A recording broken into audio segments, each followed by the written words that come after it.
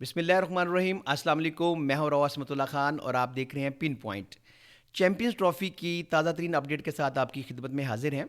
آج ہم بات کریں گے انگلینڈ ورسز آسٹریلیا کے مابین جو میچ ہوا ہے، کیا ہی کلاسیکل میچ تھا، اور آپ لوگوں نے دیکھا کہ کس طریقے سے اتنا بڑا ٹارگٹ چیز کرنے کے لیے مینٹل اپروچ کیسی ہونی چاہیے، اور جو کھلاڑیوں کا جو آپس میں تال میل ہے وہ کیسا ہونا چاہیے۔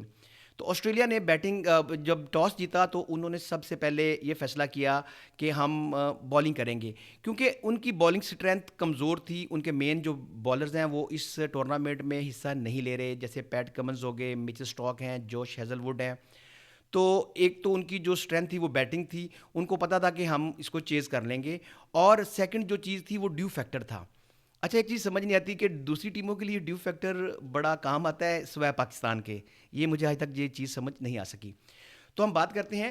اچھا، آپ یہ دیکھیں کہ جو یہ ٹاپ ٹیمز ہیں وہ مینٹلی کتنی اسٹرانگ ہوتی ہیں، کہ جب انگلینڈ نے بیٹنگ سٹارٹ کی تو اس کے جو دو مین بیٹر تھے وہ پاور پلے میں ہی پیویلین واپس لوٹ گئے۔ فل سالٹ آج نہیں چل سکے، حالانکہ وہ بہت اچھے بیٹسمین ہیں۔ اس کے باوجود انہوں نے جو رن ریٹ ہے وہ نیچے نہیں آنے دیا۔ جو روٹ اور بین ڈکٹ نے کیا کلاس کی پارٹنرشپ کی، اور انگلش ٹیم نے ایک بہت اچھا کمپیٹیٹو جو ٹوٹل تھا وہ کیا 352 کا۔ تو اگر ہم یہاں پہ بات کریں کہ آسٹریلیا نے جو اسپنر یوز کیے ہیں انہوں نے آ کے کچھ سہارا دیا، جیسے زمپا ہو گئے، یا جو ان کے جو پارٹ ٹائم جو اسپنر تھے گلین میکسویل، انہوں نے بڑی اچھی بالنگ کی۔ بیسیکلی آپ کو پتہ ہے کہ جو ایشین پیچز ہیں یہ اسپن ٹریک ہوتی ہیں، اور یہی بات ہم بار بار کر رہے ہیں کہ جو باقی ٹیمیں ہیں وہ اپنے اسپنرز کے اوپر رلائی کر رہی ہیں، انفارچونیٹلی پاکستان اس پہ رلائی نہیں کر رہا۔ تو بڑا اچھا فنش کیا اینڈ پہ جوفرا آرچر نے، بڑا زبردست کیا ہے، انہوں نے 21 کیے ہیں 10 بالز کے اوپر۔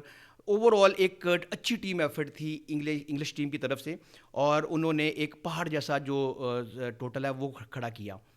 اب ہم سارے یہی ایکسپیکٹ کر رہے تھے کہ جو آسٹریلین ٹیم ہے، چونکہ وہ نئے بیٹرز اور نئے بالرز کے ساتھ آئی ہے تو وہ ایسا پرفارم نہیں کر پائیں گی، لیکن آپ کو پتہ ہے کہ جو آسٹریلین ہے وہ اتنے مینٹلی اسٹرانگ ہے، ان کی مینٹل اپروچ اتنی زبردست ہے کہ اس کا اندازہ آپ یہ لگائیں کہ ان کے جو دو مین بیٹر تھے، جو میتھیو ہیڈ ہیں اور جو اسٹیون سمتھ ہیں، وہ دونوں ہی پہلے 3 اوورز میں آؤٹ ہو کر واپس چلے گئے، اور ایک سٹیج پہ تو آ کے ان کا 130 پہ 4 آؤٹ تھے۔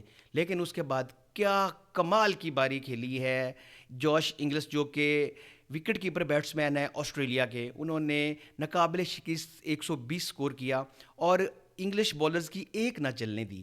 یہاں پہ ایک چیز مسنگ تھی جو کہ انگلش ٹیم کی مینجمنٹ اور ان کے کوچ اگلے میچ میں لازمی اس کے اوپر وہ اپنا ریویو کریں گے، کہ ان کے پاس جو اسپن آپشن تھی وہ بہت کم تھی۔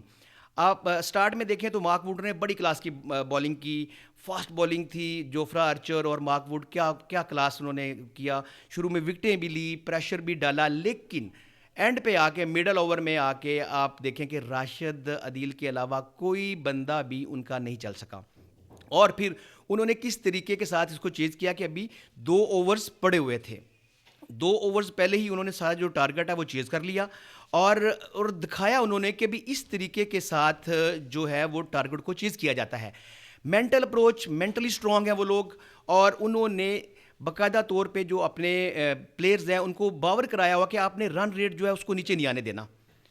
تو اس مینٹل اپروچ کے ساتھ آپ کوئی بھی جو میجر ایونٹ ہے آئی سی سی کا جی سکتے ہیں۔ حالانکہ بالکل اگر ہم پیپروں پہ دیکھیں، کاغذ پہ دیکھیں، تو انگلش ٹیم اور آسٹریلین ٹیم کا کوئی کمپیریزن نہیں تھا، بیکاز کہ ان کی جو مین سٹریم تھی، جو مین پار تھی، وہ نہیں تھی۔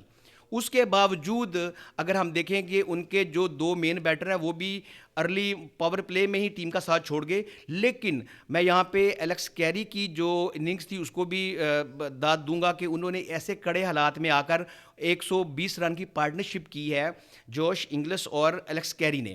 اس میں کچھ ایک چیز آ گئی ہے کہ جوفرا آرچر نے ایک بڑا آسان کیچ چھوڑا ایلیکس کیری کا، لیکن it's a part of game. لیکن اس کے باوجود آپ آسٹریلین کی مینٹل اپروچ دیکھیں کہ انہوں نے کسی بھی لمحے پہ اگرچہ ان کی 4 وکٹیں گر چکی تھی، اس کے باوجود انہوں نے انگلش ٹیم کو اپنے اوپر ہیوی نہیں ہونے دیا، اور بآسانی جو ٹارگٹ ہے اس کو چیز کر لیا۔ تو یہ مینٹل اپروچ چاہیے پاکستانی ٹیم کے لیے، جو کہ مجھے کہیں نظر نہیں آ رہی۔ اللہ کرے ایسا ہی ہو۔ مزید اپڈیٹ کے لیے آپ پن پوائنٹ کو دیکھتے رہیے۔ اللہ حافظ۔